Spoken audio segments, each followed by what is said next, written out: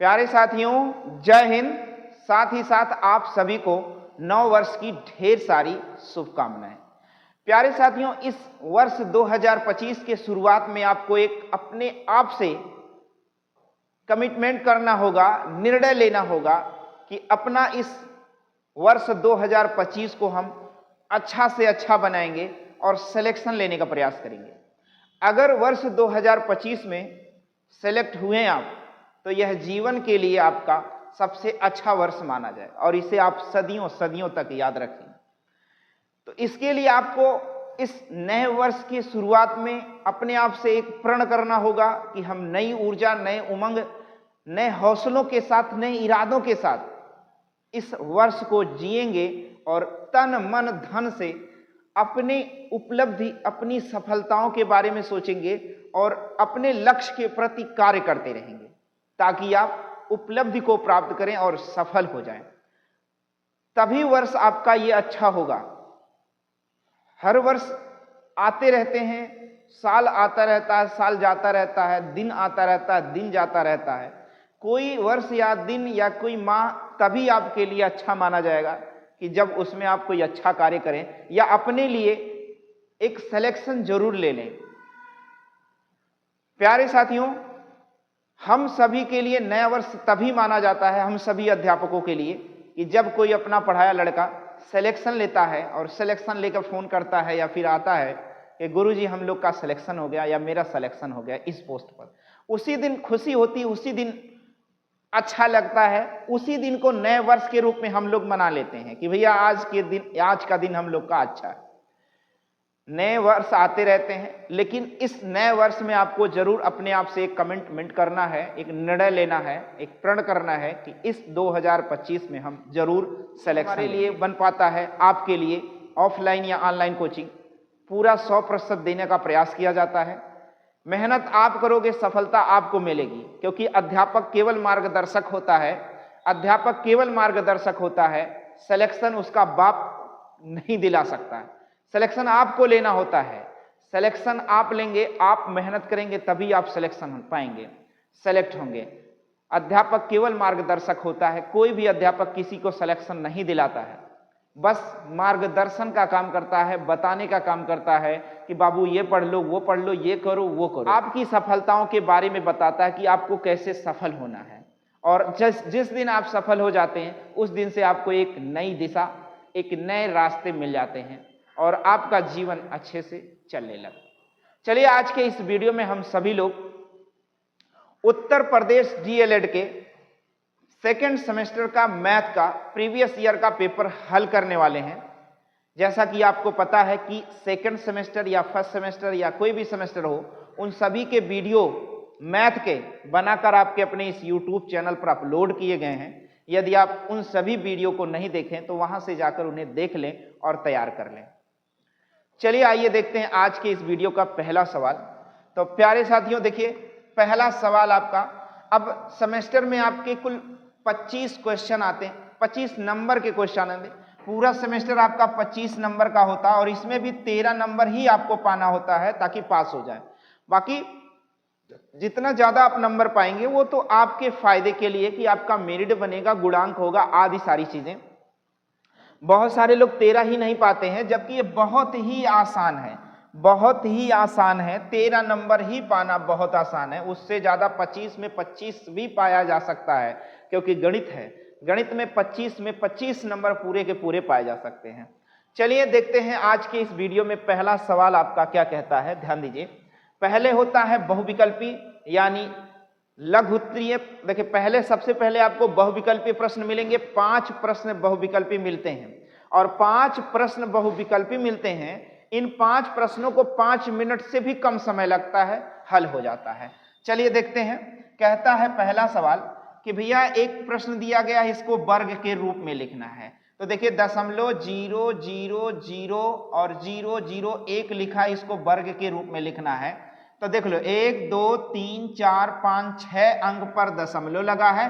तो जिस भी प्रश्न में 3 अंक पे दशमलव लगा होगा वही सवाल का उत्तर हो जाएगा, यानी ऑप्शन नंबर बा दिए गए प्रश्न का उत्तर हो जाएगा। यानी इसका वर्ग रूप ये होगा 6 अंक पर दशमलव, वर्गमूल लेते समय 3 अंक पर दशमलव, या इनका वर्ग करने पर यह संख्या मिल जाएगी। बात समझ में आ जाएगा। फिर देखो अगला, इन प्रश्नों को आपको लिखना है आपकी कॉपी में। आपको कॉपी मिलती है जहां पर आपको लिखना होता है, तो आपको लिखना होगा बहुविकल्पीय प्रश्न। क्या लिखना होगा? बहुविकल्पीय प्रश्न।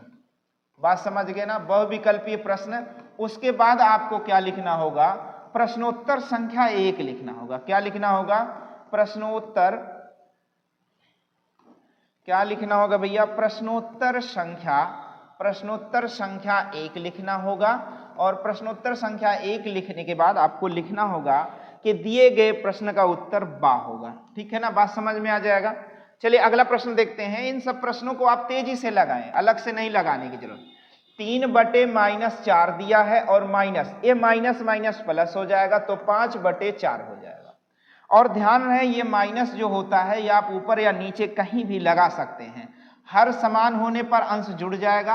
अतः -3 - 5 बराबर -8 और बटे में 4, 4 दूनी 8 यानी -2 सवाल का उत्तर हो जाएगा। -2 सवाल का उत्तर हो जाएगा और इसे भी आपको लगा लेना है तुरंत। चलिए कह रहा निम्न में से 80 और 90 के बीच अभाज्य संख्या बताइए। तो 80 और 90 के बीच की अभाज्य संख्याएं जो होती हैं बहुत आसान है। 80 से 90 के बीच यानी 83 और 89 अभाज्य संख्याओं से संबंधित बातें हुई हैं। 83 और 89 ये दो अभाज्य संख्या मिलेंगी 80 और 90 के बीच की। फिर कह रहा है 6 की अनुवर्ती संख्या बताइए। देखिए अगला सवाल आपके सामने है, कहता है 6 की अनुवर्ती संख्या बताइए। तो ध्यान दीजिए 6 की अनुवर्ती संख्या बताना है तो अनुवर्ती मतलब बाद की संख्या। तो 6 की अनुवर्ती संख्या केवल 7 होता है, सेकंड से 10 सेकंड लगेगा। 6 की अनुवर्ती संख्या केवल 5 होता है और पूर्ववर्ती संख्या पहले वाली संख्या, परवर्ती संख्या बाद में या अनुवर्ती संख्या बाद में। तो 6 की केवल अनुवर्ती संख्या में 7 लगाएंगे।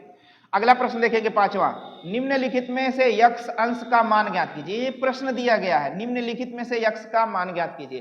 तो एक नियम आपको बता दिया जाए, त्रिभुज के किसी एक भुजा को बढ़ा दिया जाए, त्रिभुज की किसी भी एक भुजा को बढ़ा दिया जाए, उससे बना कोण अंतः सुदूर स्थित अंतः कोणों के, ऐसे कहे त्रिभुज के अंदर सुदूर स्थित अंतः कोणों के योगफल के बराबर होता है। अगर यहाँ यक्ष यहाँ वाई तो ये क्या होगा? यक्ष प्लस वाई के बराबर माना जाता है।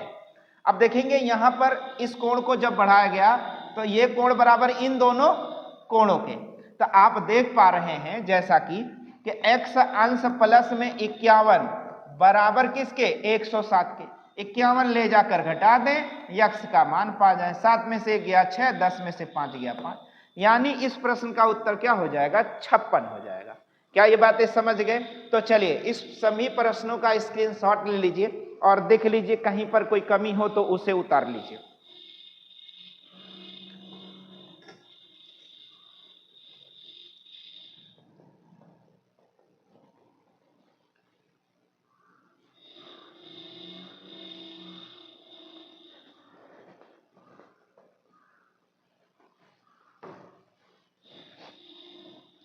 आपने बहुविकल्पी प्रश्नों को हल कर लिया।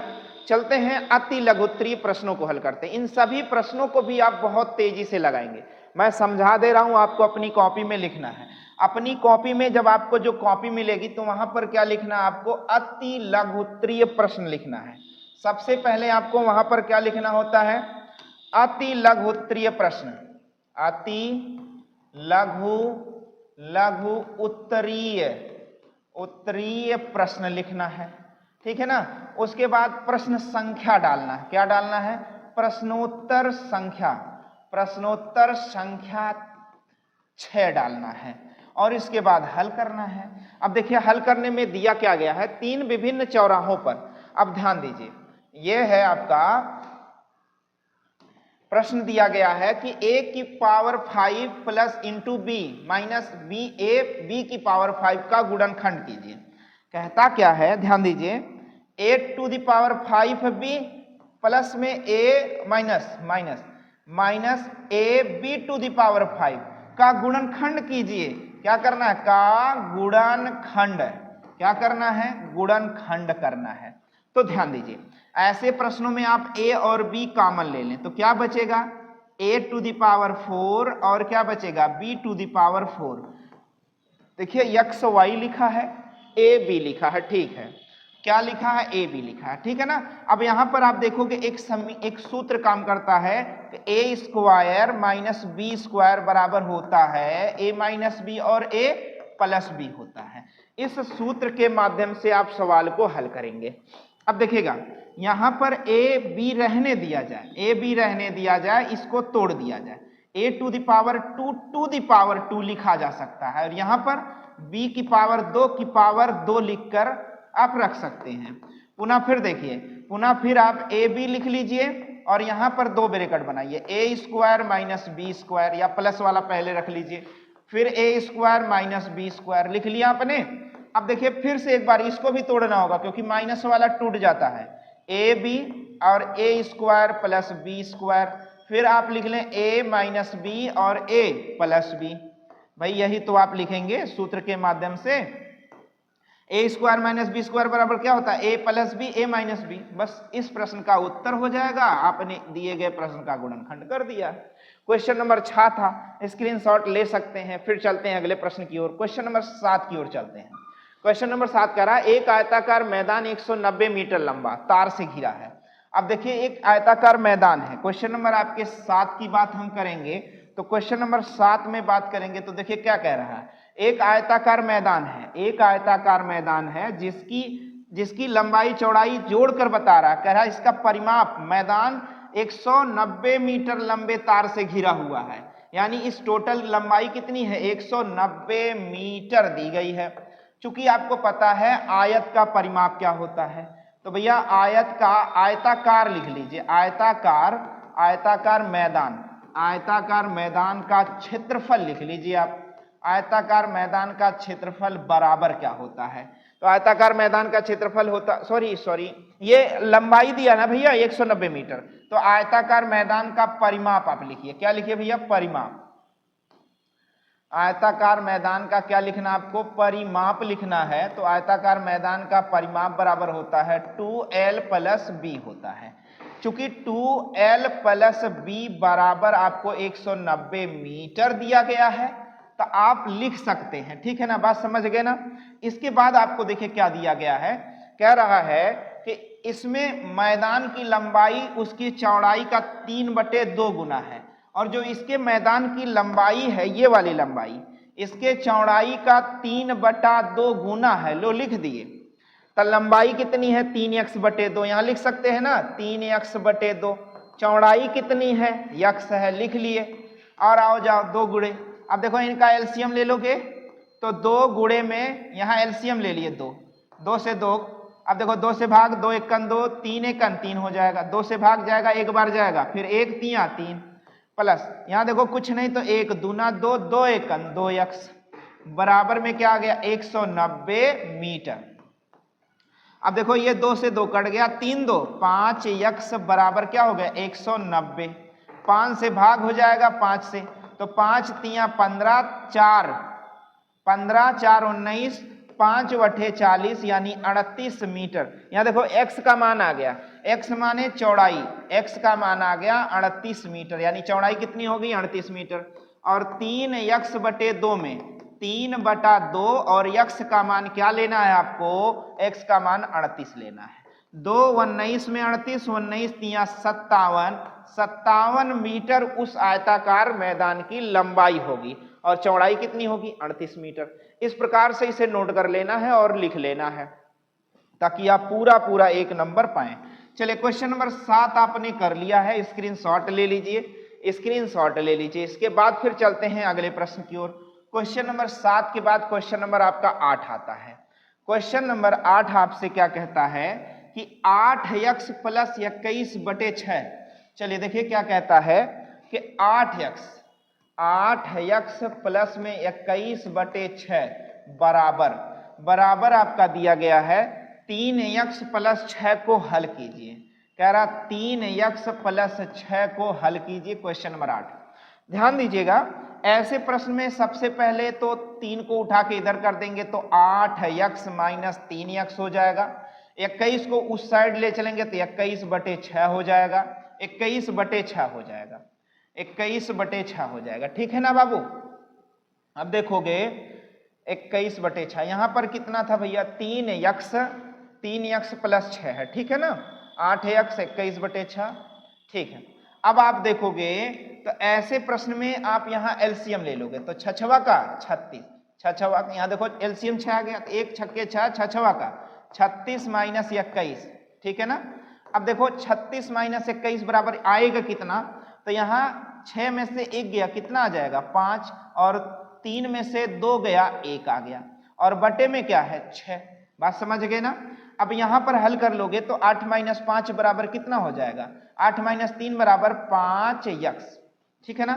अब देखोगे 5x बराबर 15/6 आ गया, 5 गुणे में है तो 5 बटे में हो जाएगा। क्या ये बातें समझ पा रहे हैं ना, बातें समझ में आ जाएंगी ना।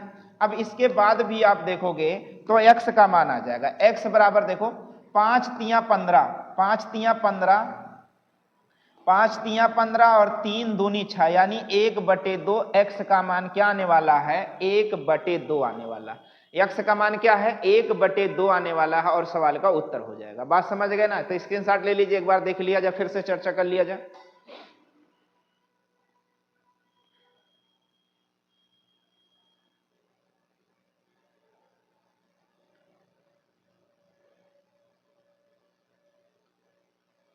चलिए अगले प्रश्न की ओर चलते हैं। अगला प्रश्न आपका क्या कहता है, अगला प्रश्न कहता है कि सरल कीजिए, हल कीजिए, दिए गए प्रश्न को हल कीजिए, सरल कीजिए।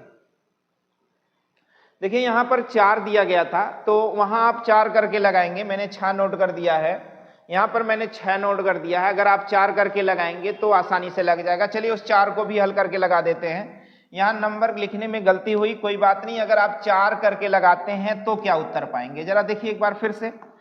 अब ये 21/4 उधर जाएगा, 8 के पास क्या आएगा, 8x माइनस 3x बराबर 6 माइनस 21 बटे में क्या आ जाएगा 4, तो 4 छक 24 माइनस 21 बराबर कितना आ जाएगा, 3/4 आ जाएगा, 3 क्या आ जाएगा 4, ठीक है ना। बात समझ गए ना। 6 चौक 24 माइनस 21, 6 चौक 24 माइनस 21 बराबर 3, 3/4, और यहाँ देखें 8 माइनस 3 बराबर 5x, और देखो 3 यहाँ पर 5 गुणा में है, 5 बटे में आ जाए तो x का मान क्या आ जाएगा, 3/4, 5 20, यह सवाल का उत्तर हो जाएगा। तो अंक बदल जाएंगे तो सवाल बदल जाएगा, मैंने आपको समझाया। यदि अंक बदल जाएंगे तो सवाल का उत्तर बदल जाएगा, या अंक बदलते रहते, गणित है, कैसे आ जाए कोई पता नहीं। चलिए अगले प्रश्न की ओर चलते हैं। अगला प्रश्न कह रहा है कि क्वेश्चन नंबर 9 को सरल कीजिए। क्वेश्चन नंबर 9 है x + 2y = 7।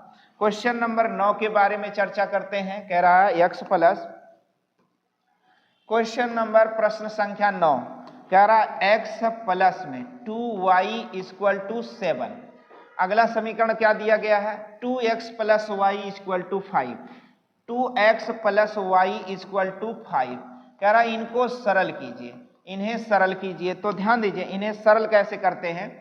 इन्हें हल करने के लिए जो संख्या नीचे है, यहाँ पर y है भैया, y है, इन्हें ऊपर नीचे हल कर देते हैं। ऊपर 1 से गुणा और नीचे 2 से गुणा। जब 1 से गुणा करेंगे तो वही मान पुनः आपको मिल जाएगा, 2 से गुणा करेंगे तो 2 दूनी 4 और प्लस में 2 एकन 2y बराबर 2 पंचे 10 हो जाएगा। अब यह आ गया समीकरण नंबर 3 और यह समीकरण नंबर 4। समीकरण 3 और 4 को हल करने पर हल कर दिया। ये देखो कट गया, 4 - 1 बराबर 3x और बराबर 10 - 7 बराबर -3, माइनस से माइनस खत्म, 3 से 3 खत्म, x का मान क्या आ गया 1। x का मान समीकरण 1 में रखने पर आप लिख दीजिए, क्या लिख दीजिए, x का मान आप ऐसे लिख सकते हैं, ऐसे लिख सकते हैं, कैसे लिख सकते हैं समझ लीजिए जरा। आप लिख सकते हैं x का मान, x का मान समीकरण 1 में रखने पर, बात समझ गए ना, 1 में रखने पर। तो x + 2y = 7, एक क्या है x का मान, तो 2y = क्या आ जाएगा 7 - x, 2y = 6, 2 3 6 यानी y बराबर 3, सवाल का उत्तर हो जाएगा। क्या ये बातें समझ में आ जाएंगी। तो चलिए अगले प्रश्न की ओर स्क्रीनशॉट ले लिया करिए। कह रहा कि एक 5 मीटर × 2 मीटर आयताकार पेंदे वाला हौज है। एक हौज है बड़ा सा, एक हौज बड़ा सा है, पूरा सवाल पहले पढ़ लीजिए, आप पूरा सवाल पढ़ लिया करिए। एक 5 मीटर गुणे 2 मीटर आयताकार पेंदे वाला हौज है, इसमें 1.5 मीटर ऊंचाई तक पानी भरा है। ज्ञात कीजिए कि हौज में कितने लीटर पानी भरा है। अब मैं आपको समझा दूं कि एक हौज है जिसमें पानी भरा है और पानी का मान दिया गया है। जैसे एक बड़ा सा हौज है, इसमें जो है पानी भरा हुआ है। बात समझ में आ जाएगा। एक बड़ा सा हौज है, इसमें क्या भरा हुआ है? पानी भरा हुआ है। बातें समझ में आ जाएगा ना आप सभी को? इसमें पानी भरा हुआ है। या आप दूसरे तरीके से बॉक्स बना लें, हौज इस तरीके से भी बना सकते हैं, आपकी मर्जी है। एक बड़ा सा हौज है, इसमें क्या भरा है? पानी भरा है। अब इसमें पानी भरा है तो जिसमें लंबाई चौड़ाई और ऊंचाई दोनों दिया है। लंबाई कितना दिया गया है? 5 मीटर दिया गया है। चौड़ाई कितनी गई है? 2 मीटर और ऊंचाई 1.5 मीटर दिया है। कह रहा है इस 1.5 मीटर ऊंचा पानी भरा है इस हौज में। बात समझ गए ना? 1.5 मीटर पानी भरा हौज में। तो हौज का आयतन ले लो पहले। क्या ले लो? हौज का आयतन ले लो। हौज का आयतन। हौज का आयतन बराबर लंबाई गुणे चौड़ाई गुणे ऊंचाई। लंबाई 5 मीटर, चौड़ाई 2 मीटर, ऊंचाई 1.5 मीटर। तो देखिए 5 दूनी 10 गुणे 15 बराबर 150 और एक अंक पे दशमलव लगा देंगे तो 15 घन क्या आ जाएगा? 15 घन मीटर है कि सेंटीमीटर? ये आप देखना, मीटर दिया। 15 घन मीटर सवाल का उत्तर। लेकिन वो कह रहा लीटर में बता दो, तो 1 घन मीटर बराबर 1000 लीटर। तो आपको लिखना है 15,000 लीटर उस हौज में पानी भरा हुआ है। क्या बात समझ में आ जाएगा? तो चलो अगले प्रश्न की ओर चलते हैं। कह रहा एक समबाहु त्रिभुज का परिमाप 12 सेंटीमीटर, इसका क्षेत्रफल बता दो। कितना आसान सा है। एक समबाहु त्रिभुज है। क्वेश्चन नंबर 11 की बात करते हैं। क्वेश्चन नंबर 11 है, एक समबाहु त्रिभुज है जिसका परिमाप मतलब सभी भुजाओं का योग, तो हम लिख लेते हैं परिमाप बराबर होता है 3 गुणे में भुजा, और 3 गुणे भुजा बराबर क्या लिख लेते हैं? 12। तो अतः भुजा बराबर कितनी आ जाएगी? बता दो। 3 चौके 12 यानी 4 सेंटीमीटर। अब इसी समबाहु त्रिभुज का क्या निकालना है? क्षेत्रफल। देखो आपको क्षेत्रफल लिखना होगा कि समबाहु त्रिभुज का क्षेत्रफल, और क्षेत्रफल का सूत्र होता है, याद रहेगा। अगर क्षेत्रफल का सूत्र नहीं याद तो सवाल नहीं लगेगा। 3/4 गुणे में भुजा स्क्वायर। समबाहु त्रिभुज का क्षेत्रफल का सूत्र यही होता है। तो 3/4 भुजा के रूप में क्या रखने वाले हैं? 4 गुणे में 4। इस 4 को 4 से काट देंगे। इस 4 को √3/4 होता है बाबू, √3/4 होता है। 4 से 4 कट जाएगा तो आ जाएगा 4√3 सेंटीमीटर स्क्वायर। अगर सेंटीमीटर है तो सेंटीमीटर स्क्वायर, अगर मीटर है तो मीटर स्क्वायर। देखिए आपने 11 क्वेश्चन कर लिए। 5 क्वेश्चन आपने लघुत्तरी का क्वेश्चन कर लिया और 6 क्वेश्चन आपने अति लघुत्तरी। 5 क्वेश्चन आपने बहुविकल्पी प्रश्न किया, हल करे हैं। 5 प्रश्न आपने बहुविकल्पी प्रश्नों को हल किया, ध्यान रहे। और अति लघुत्तरी प्रश्न में 6 हल किया। इसके बाद भी आपको प्रश्न मिलने वाला है। जो आगे आपको मिलेगा कौन सा प्रश्न? लघुत्तरीय प्रश्न। लघुत्तरीय प्रश्नों की श्रृंखला में आपको 7 प्रश्न मिलते हैं। तो चलिए आइए लघुत्तरीय प्रश्नों को हल करते हैं। जैसा कि आप देख पा रहे हैं, लघुत्तरीय प्रश्न में पहला प्रश्न आपको पिछले वीडियो में बताया गया है। पिछले वीडियो में जाएं और पहले प्रश्न को देखें और तैयार करें और हल करें। यहां पर आपको नहीं बताया जा रहा, इसे आप तैयार करें पिछले वीडियो के माध्यम से। अगला प्रश्न देखेंगे कि 4 पहियों की परिधियां क्रमशः 50, 60 और 90 और 100 दी गई हैं। तो ध्यान दीजिए कुछ इस प्रकार से कि 4 पहिए दिए गए हैं, उनकी परिधियां दी गई हैं, छोटी बड़ी हैं। कह रहा ये सभी कितना चक्कर लगाएंगी, ये सभी कितना चक्कर लगाएंगी कि मतलब पूरी दूरी तय कर लेंगी। तो ऐसे प्रश्नों का आपको एलसीएम निकालना होता है और उससे पहले आपको लिख लेना होता है लघु उत्तरीय प्रश्न। लघु उत्तरीय प्रश्न। चलिए लघु उत्तरीय प्रश्न में आप सबसे पहले लिख लें और प्रश्नोत्तर संख्या डाल दें। प्रश्नोत्तर संख्या डाल दें। प्रश्नोत्तर संख्या 12 लिख लें। ठीक है ना, बात समझ गए? प्रश्नोत्तर संख्या 12। अब देखिए 12 आपने कर लिया है, आपको 13 करना है। क्वेश्चन नंबर 13 करना है। आपको दिया गया था क्या क्या, ध्यान रहे। दिया गया था 50, 60 और 90 और 100, 50, 60, 90 और 100 सेंटीमीटर परिधि वाला। देखो क्या रहा है, सेंटीमीटर, 50, 60, 90, 100 सेंटीमीटर लंबी है ना, है परिधियां हैं क्रमशः। कम से कम कितनी दूरी, तो कम से कम दूरी ज्ञात करने के लिए सबसे पहले आपको क्या करना होता है, एलसीएम निकालना होता है। तो चलो एलसीएम निकालते हैं। हम समान रूप से 10 से काट सकते हैं, 10 पचे 50, 10 छक 60, 10 90 90, 10 दहा में 100। 5 से काट लीजिए, 5 एकन 5, 6 9, 5 दूनी 10। फिर आप 2 से काट सकते हैं, 2 तिया 6 9, 2 एकन 2। 3 से काट लें, 3 एकन 3, त्रिका 9 1। फिर 3 से काट लें तो कट जाएगा, और जब तक काटे तब तक 1 ना आ जाए। इन्हीं सब का आपस में गुणनफल 10 गुणे में 5 गुणे में 2 गुणे में 3 गुणे में 3। 10 पचे 50, 50 दूना 100, 100 तिया 300, तिया 900। 900 सेंटीमीटर की जैसे ही ये लोग दूरी तय करेंगे, या इसे हम 9 मीटर कह दें, 9 मीटर की जैसे ही दूरी तय करेंगे तो ये पूरे चक्कर लगा पाएंगे। क्या ये प्रश्न समझ में आ जाएगा आपको? यह प्रश्न समझ में आ जाएगा। 900 मीटर, सेंटीमीटर कहें चाहे 9 मीटर कहें।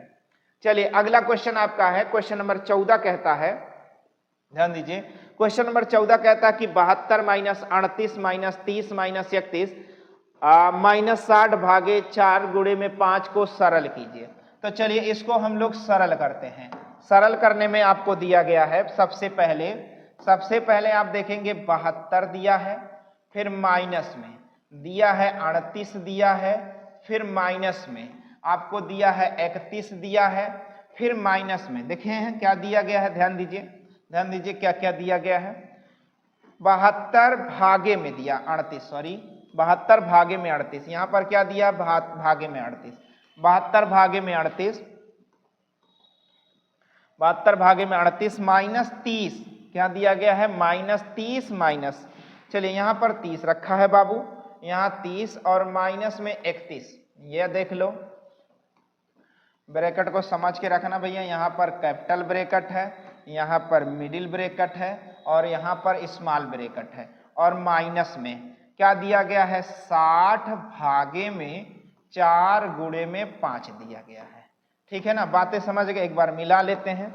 देखिए 72 भागे में 38 माइनस 30, 72 भागे में 38 माइनस 30, फिर 31 माइनस 60 भागे में 4 गुणे 5, 31 माइनस 60। अब देखो इसको सरल करना है, आपको हल करना है, प्रश्नोत्तर संख्या आप लिख लेना, 4 पंचे 20 कर लेना है। देखो ध्यान से, 72 भागे में 38 माइनस में 30 माइनस में 31 और माइनस में 4 पंचे 20 तिया 60। क्या ये समझ में आ जाएगा, 20 तिया 60। अब देखोगे 72 भागे में 38 माइनस में, यहां देखो 30 माइनस में जैसे 31 माइनस 3 करोगे तो कितना आ जाएगा, 28 आ जाएगा। क्या ये बात समझ गए ना?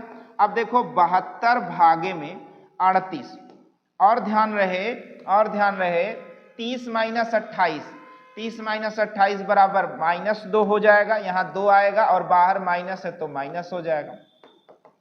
72 भागे में 38 माइनस 2 बराबर 36, 38 माइनस 2 बराबर 36, 36 दूना 72, सवाल का क्या हो जाएगा, उत्तर हो जाएगा। बात समझ में आ जाएगा। स्क्रीनशॉट जरूर ले लीजिए, आप स्क्रीनशॉट ले लीजिए, फिर आगे बढ़ते हैं अगले सवाल की ओर।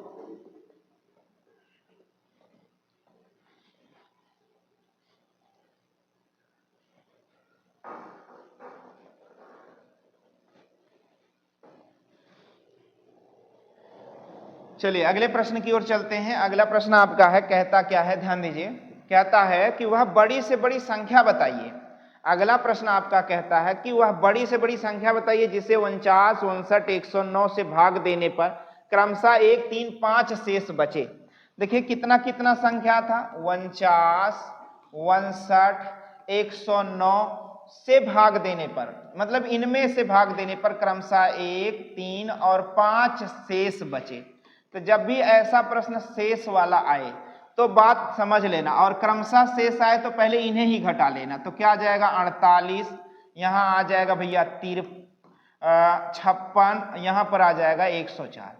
अब इन प्रश्नों का आपको एलसीएम नहीं एचसीएफ लेना है, मासा लेना है, तो 2 से काट लो। वैसे आप 4 से भी काट सकते थे, मैं 2 से काट दे रहा हूं। 2 दूनी 4, 2 चौके 8, 2 दूनी 4, 2 अट्ठे 16 और 2 पंचे 10, 2 पंचे 10, 2 दूनी 4, फिर 2 से काट। 2 एकन 2 दूनी 4, 2 एकन 2 चौके 8, 2 दूनी 4, 2 छक 12, फिर 2 से काट दें। 2 छक 12, 2 सत्ते 14, 2 13 में 26।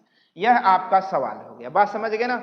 अब देखो यहां जो आपका आ गया है 2 गुणे में 2 गुणे में 2, तो 2 दूनी 4 दूनी 8 दिए गए प्रश्न का उत्तर होगा कि 8 वह बड़ी से बड़ी संख्या है। 8 वह बड़ी से बड़ी संख्या है जिसे अगर हम 49, 59, 109 में भाग दें तो पूरी तरह कटेगा नहीं, बल्कि 1, 3 और 5 क्रमशः शेष छोड़कर जाएगा। चलिए अगले प्रश्न की ओर चलते हैं। अगला प्रश्न आपका क्या कहता है, ध्यान दीजिए। अगला प्रश्न आपका है कि रमेश की आयु, ध्यान दीजिए, कह रहा रमेश की आयु, चलिए समझते हैं, ध्यान दीजिए। कहता है रमेश की आयु अपने पुत्र राहुल की आयु से 4 गुनी है। तो ऐसे प्रश्न के लिए आपको क्या करना है, सबसे पहले माना रमेश, आप लिख लो रमेश की आयु, तो इससे पहले आपको क्या मानना होगा, राहुल की आयु। तो राहुल क्या भैया, राहुल की आयु, राहुल की आयु। अब राहुल की आयु कितनी मान लिया जाए, x, तो रमेश की आयु कितनी हो जाएगी भैया, 4 गुना है तो 4x, माना। बात समझ गए ना। अब कह रहा है, ध्यान देना, क्या कहता है कि 5 वर्ष पहले रमेश की आयु राहुल की आयु से 9 गुना थी। 5 वर्ष पहले, देखो ध्यान दो, 5 वर्ष पहले, जरा देखो, 5 वर्ष पहले रमेश, चलो मैं लिख लेता हूं राहुल पहले और फिर लिख लेता हूं रमेश 5 वर्ष पहले। तब 5 वर्ष पहले राहुल x - 5 साल का हो जाएगा और रमेश जो हो जाएगा वो 4x - 5 साल, 4x - 5 साल का। अब कहता क्या था, 5 वर्ष पहले रमेश की आयु राहुल के आयु का 9 गुनी हो जाएगी, तो राहुल की का मतलब गुना, 9 गुना हो जाएगी। बात समझ में आ जाएगा। तो चलो, ना समझ में आए फिर से समझो। राहुल की आयु यदि x मान ले तो रमेश की आयु 4x, 5 वर्ष पहले उनकी आयु x - 5 साल, 4x - 5। कहा क्या है, 5 वर्ष पहले रमेश की आयु राहुल के आयु का 9 गुना हो जाएगा, तो 9 से गुणा, 9 1 का 9x - 9 पचे 45। अब यहां देखोगे 4x - 5, ये देखो 45 इधर आ जाएगा तो प्लस 45 हो जाएगा और 4 उधर जाएगा तो 9 - 4 बराबर 5x हो जाएगा और यहाँ क्या आ जाएगा 40, 5 बटे 40। अतः x बराबर 8 वर्ष, यानी राहुल कै साल का है, राहुल 8 वर्ष का है। कब, वर्तमान में राहुल 8 वर्ष का है और उसके पापा 8 चौक 32 वर्ष के हैं। क्या ये बात समझ जाएंगे ना। वर्तमान में राहुल 8 साल का है, उसके पापा 32 साल के हैं। चलिए अगले प्रश्न की ओर चलते हैं। अगला कह रहा निम्नलिखित संख्याओं की बारंबारता सारणी बनाइए। तो इसकी बारंबारता सारणी मैं यहीं आपको बनाकर दिखा देता हूं, ध्यान दीजिए। इसकी बारंबारता सारणी यहीं बना देते हैं। ऐसे सवालों के लिए बारंबारता सारणी कैसे बनानी होती है, मैंने पिछले क्लास में आपको बताया था कि आपको ऐसे बारंबारता सारणी बनानी है, यहां वर्ग अंतराल लिखना। अच्छा, इससे पहले ध्यान रहे कि संख्याओं को क्रम में रख लें। जैसे देखो, सबसे पहले क्या दिया है, 12 12, 2 बार 12 दिया गया है, 12 और 12। फिर देखेंगे 13 13 दिया गया है, 13 और 13 दिया गया है। फिर देखेंगे तो 14 14 दिया गया है। फिर 15 15 15 15 दिया गया है, तो 15 15 15 और क्या दिया गया है, 15। फिर देखें 16 16 16 दिया गया है, 16 16 और 16 दिया गया। इसके बाद आपको क्या लिखना है, हल कर रहे हैं, ध्यान रहे। अब इसमें आपको करना है बारंबारता में वर्ग अंतराल बनाना। क्या बनाना है, वर्ग अंतराल बनाना है। फिर चाहे मिलान चिन्ह आप लिख लें, नहीं कहा है तो नहीं लिखिएगा, कोई दिक्कत नहीं है, मिलान चिन्ह। फिर उसके बाद आपको क्या लिखना है, बारंबारता। उसके बाद इन्हें बॉक्स में बना लेना है और 3 लाइनें खींच लेनी है। वर्ग अंतराल देखो, कोई संख्या 0 से 5 है नहीं, 5 से 10 है नहीं, हाँ 10 से 15 के बीच है, तो 10 से 15, 15 से 20 और 20 से ज्यादा भी नहीं, तो लिखने की जरूरत नहीं है। 10 से 15 के बीच कितनी संख्या है? 1 2 3 4 5, मिलान चिन्ह 1 2 3 4 और 5 हो गया। बारंबारता में क्या डालेंगे? 5। 15 से 20 कितना? 1 2 3 4 5 6 7 संख्याएं, 1 2 3 4 5 सॉरी 4 5 5 और 6 7 संख्या, और बारंबारता में भी 7 लिख देंगे। इस प्रकार से इस प्रश्न का उत्तर हो जाएगा। क्या समझ में आ जाएगा ना? स्क्रीनशॉट ले लेना जरूर, हल कर डालना पूरा पेपर। पेपर को हल करने से क्या होता है ना, पता चल जाता है कि पिछले वर्षों में दिए गए, पिछले वर्षों में कैसे सवाल पूछे गए हैं, कैसे सवाल पूछे गए हैं, और उस प्रकार के सवाल आप लगा ले जाएं। पेपर हल करने का उद्देश्य यही होता है। आपने सारे प्रश्नों को हल कर लिया है, बाकी कुछ बचे पेपर हैं, पेपर के माध्यम से मैं हल करा दे रहा हूं। चलिए देखिए, कह रहा दिए गए चित्र में ए बी सी और पी क्यू आर एक समरूप त्रिभुज है। यदि त्रिभुज ए बी की भुजा ए बी सी की भुजा A B 2 centimetre, A B कहां पर दिया गया है? ए बी 2 सेंटीमीटर दिया है, और B C 3 centimetre, B C नीचे 3 सेंटीमीटर दिया गया है, ए सी 28 यानी 2.8 सेंटीमीटर दिया गया है, और त्रिभुज पी क्यू आर जो अंदर दिया गया, इसका एक भुजा 1.5 सेंटीमीटर। कह रहा पी क्यू आर की शेष भुजा यानी पी क्यू आर की शेष भुजा ज्ञात करो। तो त्रिभुज में एक नियम बताया गया समरूपता का कि अगर दो त्रिभुज समरूप हैं तो उनकी संगत भुजाएं एक दूसरे के समानुपाती होती हैं। तो ऐसे में आपको अगर इस भुजा को दिया गया है, इस भुजा को, इस भुजा को, तो ये वाला ज्ञात करना होगा और ये वाला ज्ञात करना होगा। अब इस भुजा को दिया है, इसे ज्ञात करना है, तो ये दोनों संगत भुजाएं ले लेंगे और ये दोनों संगत भुजाएं ले लेंगे। ज्ञात करना है पी क्यू, आपको क्या निकालना है? P Q. तो मैंने पी क्यू बटे में ए बी लिख लिया। संगत भुजाएं आपको लेनी है, बड़े त्रिभुज की बी सी और बटे में क्या हो जाए, नहीं छोटी भुजा, आपने पहले छोटा त्रिभुज लिया था ना, तो छोटी भुजा क्यू आर बटे में क्या हो जाएगा? बी सी हो जाएगा। यार ये पी क्यू का मान ज्ञात करना है और ए बी का मान कितना दिया गया है? 2, और क्यू आर का मान 1.5 बटे में बी सी का मान 3, 2 बटे में है तो 2 गुणे में हो जाएगा। पी क्यू का मान आ गया, देखिए 1.5 दूना 3 और 2 से 2 खत्म हो जाएगा, यानी 2 एकम 2 हो जाएगा, यानी पी क्यू का मान क्या हो जाएगा? 1 सेंटीमीटर। इसका मान 1 सेंटीमीटर आ गया। इसी प्रकार इस त्रिभुज में भी, इस वाली भुजा में हमें पी आर निकालना है, तो चलो पी आर निकाल लिए, पी आर निकाल लिए। तो पी आर बराबर कितना होगा, इसे आप देख लो। पी आर बटे में क्या? ए सी, ए सी बराबर में क्या लगाएंगे हम? क्यू आर, क्यू आर बटे में क्या लगाएंगे? बी सी लगाएंगे। पी आर का मान ज्ञात करना है, ए सी का मान 2.8 दिया गया है, और यहां पर क्यू आर का मान कितना है? देखिए जरा, क्यू आर बराबर 1.5 और बी सी बराबर 3। तो ध्यान देना, 1.5 दूनी 3, 2.8 को यहां लेके चले आओ, 2 एकम 2, 2 चौके 8 यानी 1.4, यानी पी आर का मान होगा 1.4 सेंटीमीटर। सवाल का उत्तर। प्यारे साथियों, आपने देखा कि प्रीवियस ईयर 2020, यह आप देख पा रहे हैं कि जो 2020 का प्रश्न रहा, पेपर आया था 2020 में, उस पेपर को मैंने हल करवाया। 2020 में जो पेपर आया था डीएलएड के सेकंड सेमेस्टर में मैथ का, उसको हल करवाया। और ये सभी मैथ के पेपर हल करने से यह फायदा होता है कि आपको पता चलता है कि मैथ के कैसे सवाल पूछे गए हैं, और इसमें से बहुत से सवाल तो आपके एक दिवसीय परीक्षाओं में पूछे गए हैं।